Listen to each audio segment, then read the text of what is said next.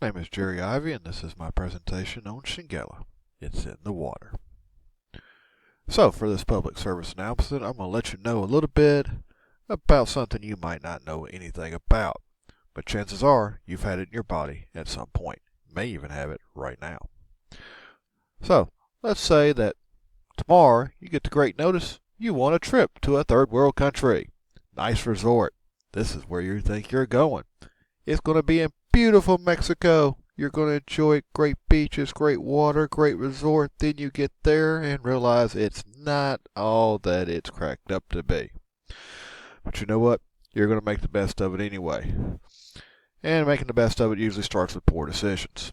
So when you're out, you get thirsty. Everybody gets thirsty. So you got a decision to make. Do you go with the bottled water that everybody told you to go with? Or do you drink the tap water? And normally at home you drink tap water. So here, you made the same decision. You drank the tap water. Problem is, shortly thereafter, you were worshiping the porcelain god. Yes, this is the rest of your vacation. You now get to have diarrhea, severe abdominal cramps, fever, and stool containing blood and or mucus. Beautiful, beautiful, beautiful vacation. So you think you got a stomach bug, and you're picturing this cruel, hateful thing. Problem is, it looks more like this. It's a drug-resistant bacteria that has gotten to your body. And it's going to be there for a week. So get ready, because it's going to be a long week. So what is this Shigella? They are gram-negative, non-model, non-spore reforming rod-shaped bacteria. They live inside your body, but they're also found in water and can survive on a dry surface for months. So just because it's, rain flowing off a rock and you're going to drink some of it doesn't mean that it doesn't have this in there. It could have been there for a long time and it is still there. The life cycle of this thing, the way it lives and what it does is very simple. It starts off in your body. It comes out in your stool. Your stool is contaminated. Your stool goes into water. Your stool sits there. When you flush it, do you really know where it goes? Especially in Mexico. I'll give you a hint. It ends up in that stuff you drink. So, either flies or roaches or other animals will get on it, then they get onto your food and they contaminate your food. Or it goes off into a water source and then it contaminates the water source. Another way of getting it is if you don't wash your hands after you go to the bathroom. And that sign, it's not just for employees. It's for everybody. Please use it. So, and then you eat something afterwards, and now it's back in your system. Now it came out of your system, it goes back in your system. Should be good, not so much. It's bad for you. Okay, so once it gets in your system, it's going to go in there, and it's going to get into the walls of your digestive system.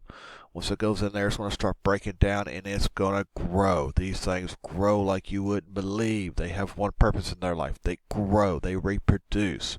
Once they do, they're going to enter into the cell walls and the lining and cause all kinds of havoc. This is why you are now worshiping the porcelain god. It's going to create all kinds of trouble in there, and your stomachs are going to be in knots. The reason your stomach's in knots and that you have diarrhea and you're vomiting and everything else is your body is trying to get this out. It does not want it. Okay, as it eats away on those walls of your colon and everything else, that's where you're getting that blood from. Okay, that's why you're having problems. Now I know what you're wondering right now. How the heck did I get this? Remember that poor decision earlier? Chances are that's how you got it. But it's not necessarily the only way you got it. You went for a swim in a swimming pool. Guess what? That's a good possibility. If there's not a high chlorine content in that swimming pool, you may have caught it. All right. Other, as we've mentioned, is eating food. Somebody else may have had it. Had it on their hands. Went to the bathroom. Not all employees read them signs either. Trust me. They handled your food. They gave you your food. You got it. But chances are, it's that glass of brown water. So, what do you do to get better? Remember that bottle of water you should have drank the first time? There you go. That's about your only cure. Rehydration. As you got this diarrhea and you got vomiting and all that stuff, your body is dehydrating. This is when you want water the most. You may not want to put nothing else in your system, but you need to. Other great things would be Gatorade, Powerade, anything to get that electrolytes and that salt back in your body to help keep you good. You might want to rest, but I promise you, you're not going to want to leave too far from that toilet. So, how do I avoid getting this next time? Okay, there's two ways. CDC recommends that you drink water from bottled sources. It's very simple. If it's sealed, bottled water, it's clean. But, you may be in one of the places where you just can't find bottled water at the time. All you got is that tap water. If that's the case, you need to boil it. Boiling this water for over an hour will kill most of the bacteria, including this nasty bug that you do not want in you. Other options are chemically cleaning the water. Okay, this is normally done at the water company, which, as you know, didn't happen here. But that's the most common way that we treat it here in the United States. Most water companies will chemically treat it, and this is usually done with chlorine. Filters normally will not get all the bacteria out, and then it's just resting on the filter. So chlorine is normally handled.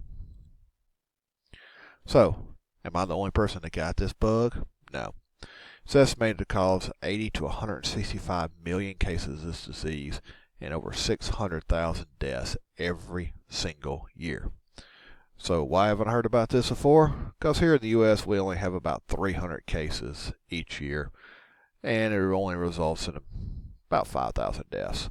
So in a big scheme of things, it's not that big here in the U.S. Most people that will get this will catch it outside of our borders. However, if you ever do have a stomach bug, and you sit there for a few days and that stomach's killing you, you're puking and you're pooing and everything else, chances are this is what you had. And chances are you didn't go to the doctor to tell them you had this. You just said, I got the stomach bug. You drank some Pepto, you drank some water, you carried on about your business. That's fine.